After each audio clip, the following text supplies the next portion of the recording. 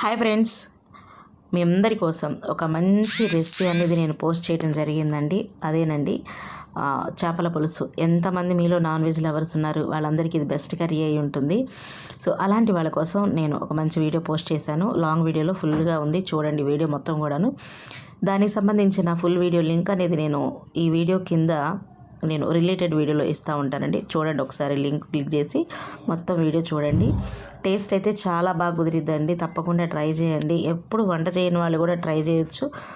చాలా simple process. నన్ను అడిగితే అన్ని కూరల్లో కూడా మనం ఈజీగా చేసుకోగలిగే కర్రీ ఏదన్నా ఉందంటే చేపల పులుసేనండి. అది ముక్కలు మనం క్లీన్ చేసుకునేది ఒక్కటే తేడా ఉంటుంది. ముక్కలు కనుక నీట్గా మీరు చేసుకుంటే కూర ఎలాంటి నీసువాసన రాకుండా కమ్మగా ఉంటుందండి.